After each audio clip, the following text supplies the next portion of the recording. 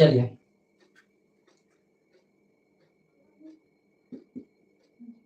शिल्पगत आधार पर सोलठा छंद, शिल्पगत आधार पर सोलठा छंद दोहा छंद का उल्टा होता है, उल्टा होता है। ठीक है, ये आपका एक ऑब्जेक्ट है पेपर में, ये 100% आपका ऑब्जेक्ट पूछा जाएगा, दोहा छंद का उल्टा। ठीक है, ध्यान रखना, दोहा छंद का उल्टा कौन सा छंद होता है। तो अगर ऐसा प्रश्न पूछा जाता है तो ये आपका सोलठा छंद होता है। शिल्पगत आधार पर, देखिए लिखा है शिल्पगत। ठीक है, शिल्प मतलब बनावट, अगर बनावट के आधार पर देखा जाए तो दोहा को अगर हम उल्टा कर दें तो क्या बन जाएगा, सोलठा बन जाएगा। ठीक है, दोहा को उल्टा करने से सोलठा बन जाएगा, और सोलठा को उल्टा कर दो तो क्या बन जाएगा, दोहा बन जाएगा। चलिए अब इसकी परिभाषा लिखते हैं। सोलठा छंद एक अर्ध सम मात्रिक छंद है। ठीक है, जो सोलठा छंद है वो कैसा छंद है, किस प्रकार का, एक अर्ध समात्रिक छंद है। ठीक है, दोहा जैसा ये भी होता है। इसके बाद इसके भी 4 चरण होते हैं, तो चार इसके 4 चरण होते हैं, चरण होते हैं। ठीक है, इसके 4 चरण होते हैं, तो सोलठा छंद के कितने चरण होते हैं भाई, तो 4 चरण होते हैं। किस प्रकार का छंद है सोलठा छंद, तो ये एक अर्ध समात्रिक छंद है। दोहा छंद का ये उल्टा होता है। ये आपके सारे के सारे ऑब्जेक्ट हैं, इसी तरह ऑब्जेक्ट पूछे जाते हैं। दोहा छंद का उल्टा कौन सा छंद होता है भाई बताइए, है ना, सोलठा छंद है। किस प्रकार का छंद है, तो अर्ध समात्रिक छंद है। दो सोलठा छंद के कितने चरण होते हैं, 4 चरण होते हैं। इसके पहले और तीसरे इसके पहले और तीसरे चरण में 11-11 मात्राएं। ठीक है, देखिए उल्टा हो गया। दोहा में कितनी थी, 13-13। ठीक है, कितनी थी, 13-13 पहले और तीसरे में, लेकिन सोलठा में कितनी आ गई, 11-11। तथा दूसरी और चौथी चरण में 13-13 मात्राएं, 13-13 मात्राएं होती हैं। ठीक है, देखिए उल्टा हो गया ना, दोहा छंद का क्या हो गया, उल्टा हो गया। पहले और तीसरे चरण में 11-11 मात्राएं आ गई, दूसरे और चौथी चरण में 13-13 मात्राएं आ गई। अब इसमें भी लिख दें, कुल मिलाकर इसके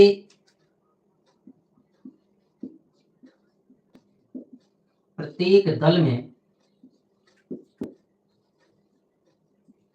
कुल 24 मात्राएं होती हैं। लीजिए, जिस सोलठा छंद की परिभाषा बन गई, है ना। इसके पहले और तीसरे चरण में 11-11, दूसरे और चौथी चरण में 13-13 मात्राएं होती हैं। कुल मिलाकर इसके भी प्रत्येक दल में 24 मात्राएं होती हैं। तो दोहा को हमने क्या कर दिया, उल्टा कर दिया। अगर आपको दोहा छंद याद है तो आप दोहा छंद से सोलठा छंद बना सकते हैं। ठीक है, उदाहरण के रूप में। चलिए अब हम देखते हैं सोलठा छंद का उदाहरण।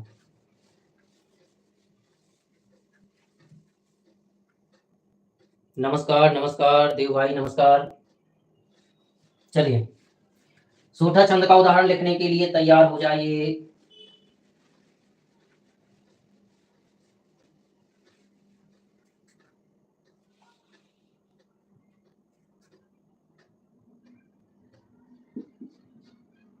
उदाहरण, बंदौ गुरुपद कंज, कृपा सिंधु नर रूप हरि,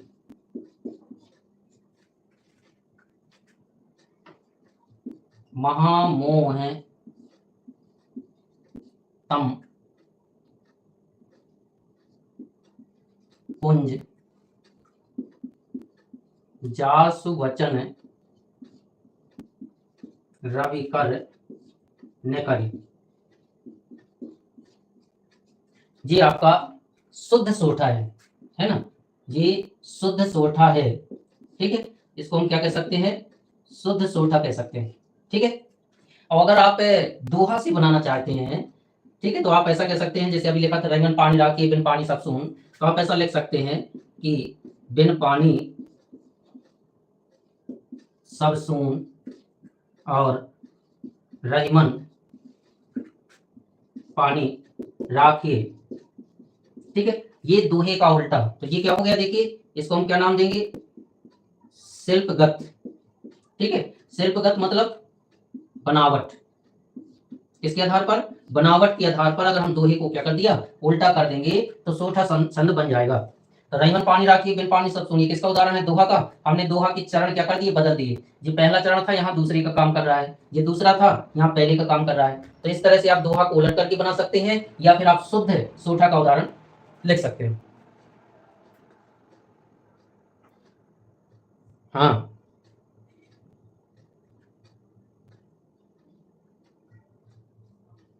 बिल्कुल बिल्कुल। ठीक है, अगर पेपर में याद नहीं आ रहा सोठा, तो आप इसको कह सकते हैं, क्योंकि ये सोठा छंद देखिए आपका कब आया था, ये आपका 2023 में भी आया है और 2024 में भी आया है। ठीक है, तो ईश्वर करे कि 2025 में भी यही आ जाए। हाँ, एमपी बोर्ड, सीबीएसई बोर्ड, ठीक है, एनसीईआरटी का सिलेबस चलता है हर जगह। अरे तो सीबीएसई बोर्ड तो हर जगह ही है। ठीक है, तो सीबीएसई बोर्ड और एमपी बोर्ड में अंतर क्या रह गया, कोई अंतर नहीं रह गया। तो जब सीबीएसई बोर्ड में ही एमपी बोर्ड का सिलेबस है, तो सीबीएसई में भी आ सकता है।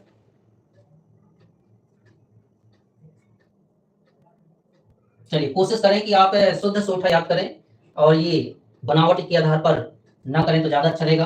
और जब किसी तरह से काम ना चले तो फिर ऐसा है कि कॉपी चेक करने वाले को आप बेवकूफ बना सकते हो। चलिए स्पष्टीकरण लिख लीजिए। ठीक है, उसी तरह का सेम स्पष्टीकरण इसका भी रहेगा, सिर्फ क्या होगा, मात्राएं बदल जाएंगी चरणों की। चलिए लिख लीजिए, प्रस्तुत उदाहरण सोरठा छंद का है, सोरठा छंद का है क्योंकि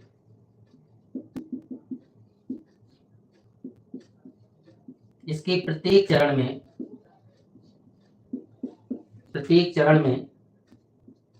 11-13 मात्राओं, देखिए ये चीज बदल गई बस, है ना, इतना बदल जाएगा दोहा छंद के और सोठा छंद के स्पष्टीकरण में, बाकी सेम रहेगा। प्रत्येक चरण में 11-13 मात्राओं की यति के साथ कुल 24 मात्राएं हैं।